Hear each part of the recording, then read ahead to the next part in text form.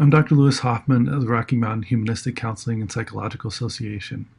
This brief video that I'm sharing today is some reflections that I've had about Rollo May and what is happening in our society today. This began as a video comment in a class that I'm teaching, and as I posted it, I thought this would be relevant for some others that are thinking about how Rollo may be relevant to what's happening in our society today. I am making this video on October 23rd, 2020, as we're approaching the election. This is the election between Donald Trump and Joe Biden, one that really has been one of the most controversial elections that we have seen in many ways, and is coming at a time of COVID-19 and a lot of social unrest, particularly around racial issues. And I do think that there are some valuable things that Rollo May can offer as we think about this time. And so in this video comment that I made, keep in mind it was developed originally for a class, but I did a little bit of editing to modify it as something that I felt could be relevant for a broader audience. And I'm going to focus on three aspects of it, though we could go into a lot more. And I think the book that in many ways speaks the most powerfully to it is Man's Search for Meaning, particularly that chapter 2 in Man's Search for Meaning. But I'll also talk a little bit about the Cry for Myth and start a little bit with the chapter 1. May talks about loneliness in chapter 1. And I think this is one of the issues that he would talk about as relevant today. I think some of what Kirk Schneider has picked up and developed, and particularly in his book, The Spirituality of Awe, is really building from May. And of course, Kirk takes it in some unique directions that are very much Kirk's work. I don't want to, by any means, try and reduce what Kirk has been doing down to just being an expansion or application of Rollo May's work. But I think May would have likely gone in some consistent directions. I think May would have been concerned about the what we see today with the technology and the use of technology. I think this would have disturbed him, how this is creating some isolation and loneliness. I think May would be very concerned about the techniques of communication that are being pushed a lot today. We see this in everything from couples therapy to a lot of what we see in communication workshops, even anger management workshops, and other places where we see communication being argued as it's supposed to happen in certain ways. And this mechanization, this reliance on techniques for how we communicate, I think May would be very concerned about. But more than that, I think he would say that's contributing to this sense of isolation that a lot of people are experiencing. This is something I often talk about with clients. And clients, particularly couples clients, that there are times where we need to focus on communication skills. We're just not going to get anywhere in couples therapy if we don't. But if that's all we focus on, as is common in a lot of couples therapy, we're missing the intimacy, the authenticity, the genuineness, the connection that are really vital to a deeper, vibrant relationship. And I think May would be speaking to some of these concerns. And argue that even some of the things that we're doing to help people get along better may help people get along better, but at the same time create a sense of isolation. I think we can apply that some to what we see in the communication that's being advocated for in social justice circles, that I think May would have been supportive. I think I probably would be disappointed that he wouldn't be more engaged in the social justice work, to be quite honest. I think May had some failures in that when he was alive, and I think he probably would have continued to have those failures if he were still alive. But I think he also would have had some valid concerns that he would have brought forward. One of those, I think, would be there's a lot of debates in social justice, social advocacy circles about that we have to do advocacy in the right way. We have to follow certain procedures and strategies. I think he would have been critical of this as mechanistic again. And I think he would have wanted to push us to go a little bit deeper.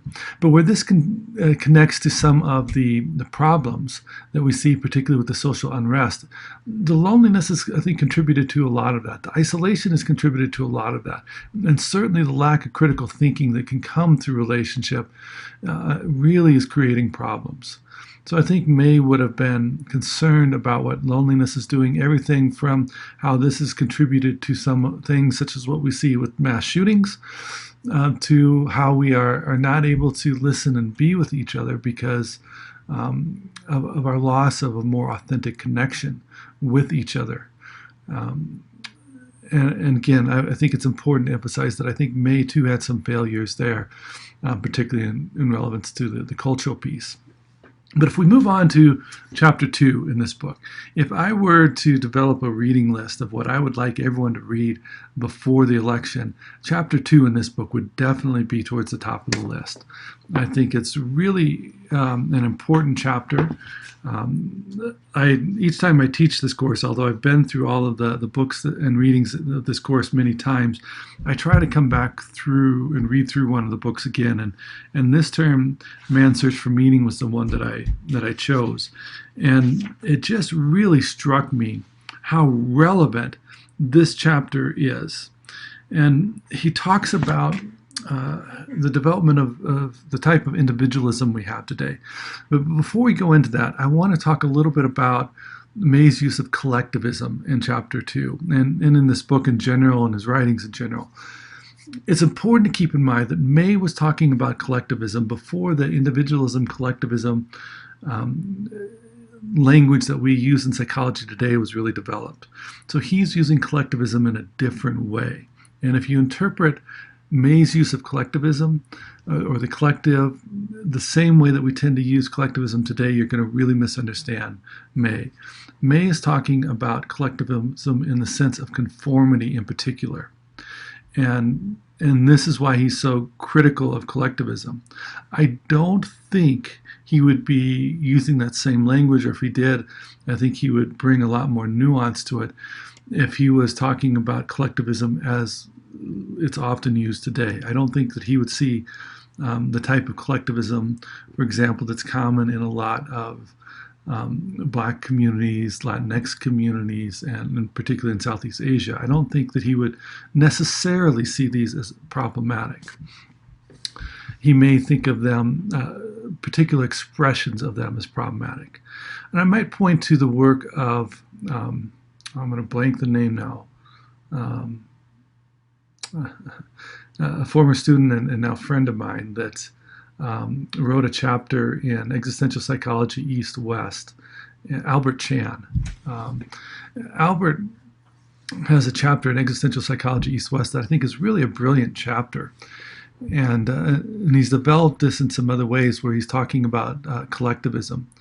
And what he will say is, talk about is the heart of collectivism in China really was the idea of harmony. And the deeper value really is harmony, which is a beautiful idea of how we flow together. And with harmony, we can have disagreements, different perspectives, but we prioritize that harmony of getting along together. And it's a beautiful idea when this is something that's done naturally through relationship. And what Albert will say, where he's critical of Chinese culture and the Chinese government even, is he will say that what we've seen is a forced harmony. And a forced harmony where people are forced to this type of collectivism is very different than a more natural harmony. And that's where we see the problem with the type of collectivism that has emerged in parts in China. Certainly, I think you will see both expressions. You'll see the expression of harmony and you'll see the expression of forced collectivism or conformism in China. May, I think, would be very critical of the conformism, but I think he would be appreciative of the idea of harmony. And I think that has some similarities in many ways to what he's talking about. Now, if we take a step back towards the chapter, May is talking a lot about individualism here. And as May is talking about individualism, And he connects it a lot with the competition, with capitalism. And he thinks these, in some ways, have really corrupted the type of individualism that we have in the United States. And particularly, it has shifted to a type of individualism that is more selfish, that is more egocentric, and not as concerned about the community. And he would argue that earlier in American history, the individualism and the collectivism benefited the community. But we've reached a place in the development of our culture where it no longer does that. And we need to recognize that, but we have not culturally. And so I think this is where May would step in and be very critical of some of the directions that have occurred in society today. Is he would say that we've allowed individualism to lose its connection with the community, to lose its connection with the importance of benefiting the community, having social concern and care for the community. And this you can see in the work of other existential writers. You see it some in Sartre, and you see it, I think, more profoundly in Simone de Beauvoir. And I think Simone de Beauvoir doesn't get enough credit for one, how she influenced Sartre, but also for how she's really influenced a lot of ideas that have developed in existential psychology, including existential humanistic psychology. I wish we would focus a little bit more on her writings at times. But this separation to the individual and what's best for the individual, the competition and the capitalism, I think May would say are very problematic, and we need to rethink these. I think it's very likely that May would align with the type of democratic socialism that is becoming more popular in the language. Really, we've always had a democratic socialism in one of the ways that term is commonly defined today. And I think May would advocate for a deeper embracement of that, with the socialism really showing the concern and assuring the concern. And I think he would be concerned with capitalism in this democratic socialism, that it needed to be contained in some ways, or it needed to be redirected in some ways. I think the ideal for May would be that it would be redirected so that it naturally would continue to move in the direction of social concern. But I think he would be very critical of this idea of we do what's best for ourselves, that is so common in the United States today. Now, along with this, May talks about the repression of emotion, which he sees as connected, and I would agree that I think this is very much connected. The repression of emotion and the repression of empathy. I would focus a little bit more maybe on that empathy piece of that as well. That I think the loss of empathy for people in different situations is really problematic. This has been part of what I've been writing about a lot in the last couple of years, with the idea of cultural empathy and the use of empathy in multicultural contexts. There's a frequent breakdown in empathy across cultural contexts, across people that have different social positions and identities, and that really is a problem. And I would connect that to the repression of emotion, and the repression of emotion in particular as it's connected to relationship. So when you look at this chapter 2, I think May is really, in a very brilliant way, foreshadowing some of what's speaking to what's going to be happening in our current contemporary times. If you look at The Psychology of Existence, and this is a book that May had started off writing, and then as his health deteriorated, he invited Kirk Schneider to come in and help him finish the book. And so it was written by both of them. And this is the only place I found in May's writing, at least that I can remember, where he talks directly about postmodernism. But I think a lot of what May ends up talking about in a number of his books is he's talking about the transition towards postmodernism. And postmodernism is significant in many ways. I think it's something that I've written and taught about rather extensively, and I hope to in the future write a little bit more about May and postmodernism, because I think this is something that really is very evident in his writings, but not always recognized. But May's talking about this cultural shift, and what he's describing in many ways is postmodernism. You see this in the psychology of existence a little more explicitly, but you also see it very much in The Cry for Myth, which we'll be reading in this course. The Cry for Myth is one of my favorite, probably my favorite book by Rollo May. I think it's incredibly important. And in this book, he's talking about the breakdown of Western myths. And I think this breakdown that he's talking about is a breakdown that's happening with postmodernism. Most commonly, the postmodern turn is identified as happening around 1950, kind of in the decade of the 1950s in particular.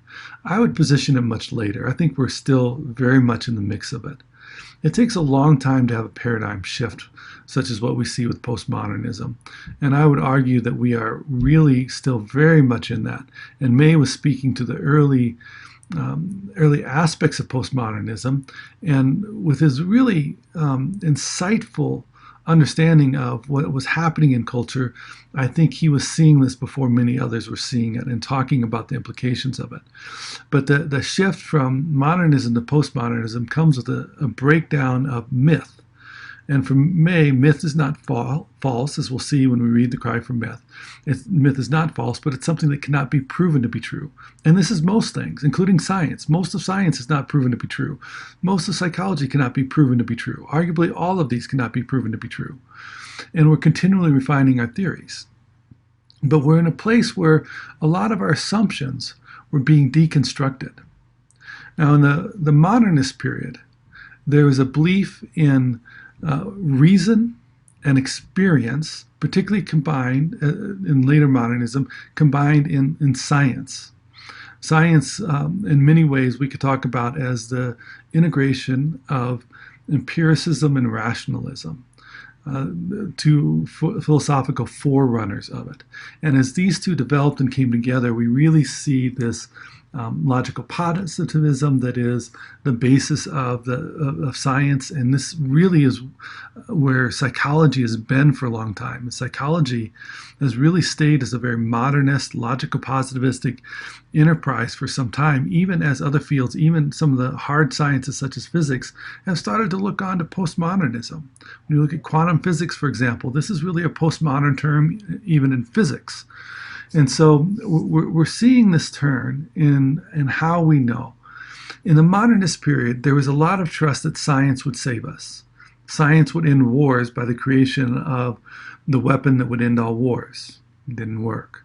Science would cure disease. It didn't work. Disease kept finding new ways. That is, we cure one disease, other disease emerges. When we live in the time of the pandemic, we see that very much. And May is not saying that we shouldn't trust science, but we shouldn't blindly trust science, and we shouldn't give too much trust to science, particularly in some areas. But he would also argue, I think we should trust it. I think he would be one of the people saying with the pandemic, listen, we need to listen to science. But he would also be talking about how we need to be aware that science evolves.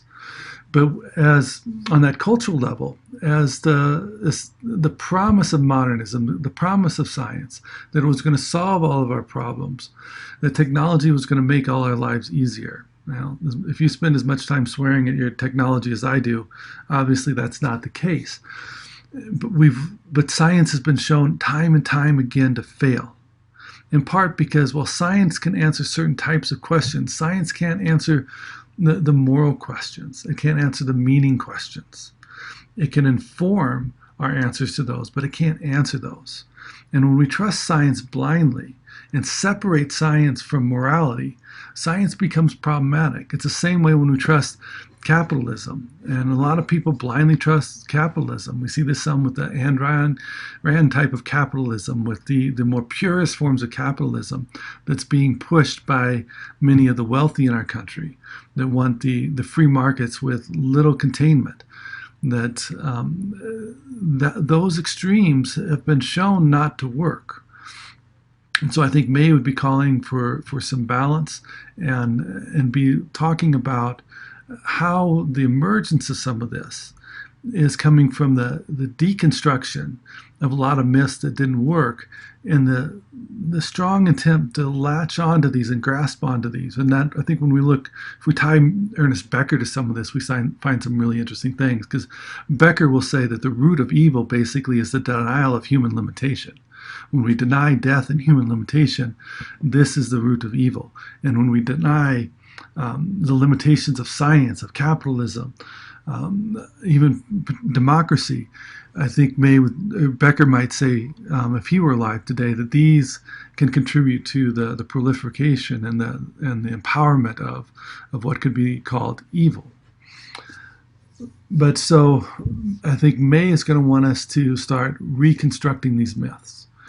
When we look at various things, from all the discussions of fake news to the conspiracy theories to all of this, I think from what May was talking about, both in Man's Search for Meaning and The Cry for Myth, as well as some of his other writing, is that we're starting to see that these myths, the vacuum of myths, of meaning systems, has created this place that has allowed for these conspiracy theories, for partisanship, for these various types of fundamentalism, from the Tea Party to QAnon to the radical right, and certainly there could be some outside of the right as well, even on the left side. I think he would see the emergence of some of these as coming from those deconstruction of some of the myths. Rollo May truly was a gifted and brilliant scholar. Surely, like all of us, he had his shortcomings as well. One of the things that has really marveled me as I've looked at Rollo May's work over time is that there's almost a prophetic nature to a lot of what he writes. This is something that I've reflected on quite a bit over time. And my personal opinion is that I think the reason May was able to so accurately predict some of the things that have come about since his writing was that he was focused on taking an honest look at the human condition. He didn't try to distort it, just focus on the positive, but rather he tried to look at it honestly for how it is. And I think that is a critical point in understanding where we're at and understanding where we're going. And when we do this, this helps us also to be able to begin thinking about how could we do things differently. If we see the direction that we're going, if we recognize it and recognize some of the problems in it, are there ways that we can interject to hopefully make a positive difference and help things go in a different direction? And I think May has some to offer for this as well. I think some of the things that May would say is we need to really focus again on relationship and community. We need to take a close look at some of the limits of capitalism. When we think about this, encourage people to check out Joel Voss's book, The Economics of Meaning in Life. Though he's drawing from sources much broader than Rollo May, I think he comes to some conclusions that would be very consistent with a lot of May's ideas. If we focus back on this collective good, I think there is a lot that we can do to begin to change things. If we focus back on the empathetic connections and understanding, on bringing the emotion out. I think that's probably another thing that has contributed to our current state, is we've had a lot of things repressed in our society that have not been dealt with. And now they're coming out for a variety of reasons. I think some just because of various events that have happened, from some of the racial issues that have happened in our society to COVID, to a variety of other things, I think have forced us to take a deeper look and reflect upon some of the repressed emotions, both individually and culturally, that have been lingering there for some time. And this has emerged in a way that has been very hurtful to many people. But if we begin to take an honest look at those and what's happening, and we use those as a bridge for understanding and compassion and empathy, maybe this will start to take us in a different direction. I hope so. Regardless, I think this is a time where returning to Rollo May can offer a lot to us in our thinking and in our action.